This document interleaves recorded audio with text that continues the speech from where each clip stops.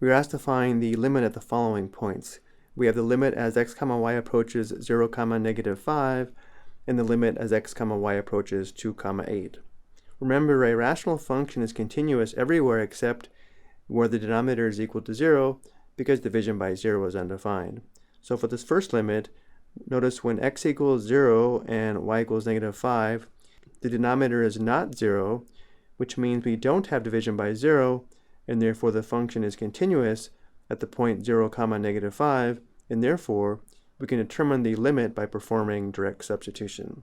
Let's verify this by looking at the graph of f of x comma y and the point 0 comma negative 5 on the surface. The graph of f of x is the yellow surface, and this blue point is the point 0 comma negative 5. We can see from the graph that the function does have discontinuity, but not at the point 0 comma negative 5. We can see how the function is continuous at this point and also near the point, which means we can determine the limit as we approach this point using direct substitution.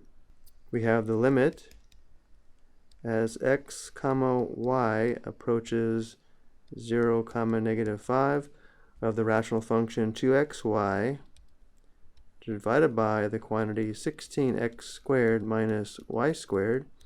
Performing direct substitution, we have 2 times 0 times negative 5 divided by the quantity 16 times 0 squared minus the square of negative 5. Simplifying, we have 0 divided by, this will be 0 minus 25 or negative 25. 0 divided by negative 25 is equal to 0. This first limit is equal to 0. Now let's consider the second limit.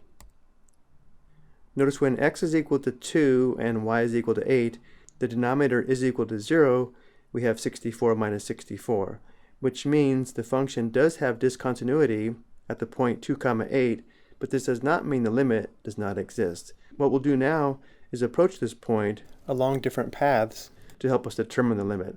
Before we do this though, notice on the xy plane I've graphed the point 2 comma 8.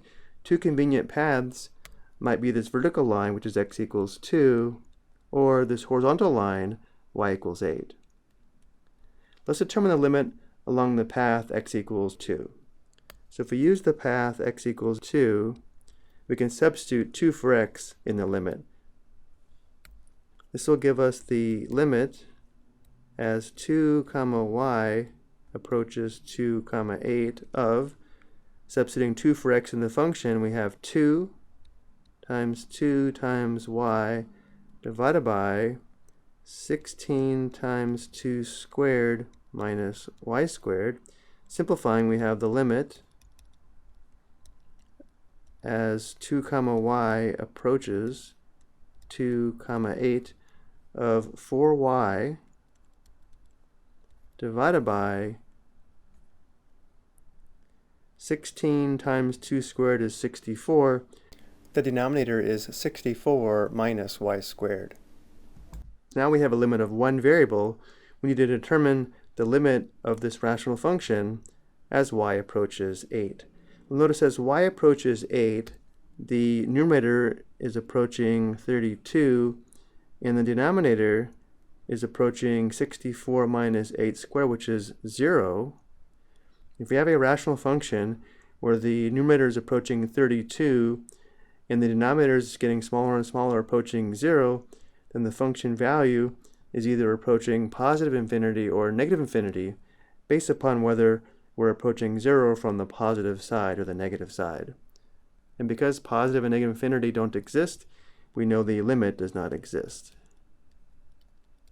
But let's take this one step further and see if we can determine whether this limit is approaching positive or negative infinity based upon whether we are approaching 8 from the positive side or negative side.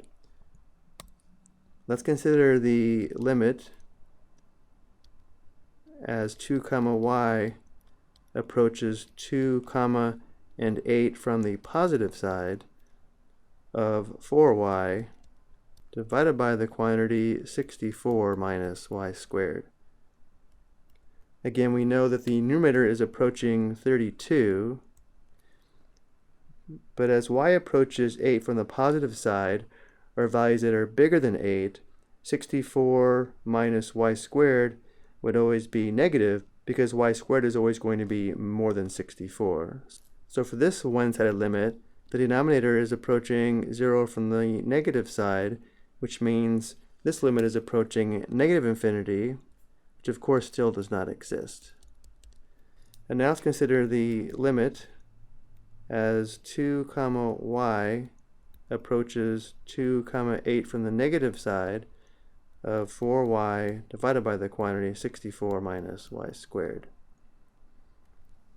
Once again, the numerator is still approaching 32, but in the denominator, when y is approaching 8 from the negative side, or from values less than 8, y squared is less than 64, and therefore the denominator is approaching 0 from the positive side, and therefore the limit is approaching positive infinity, which again does not exist. So these one-sided limits are not necessary to determine the first limit does not exist, but it does give us more information about the values the functions are approaching from the positive and negative side of y equals 8. Let's see if we can verify this graphically. The graph of the function is a yellow surface.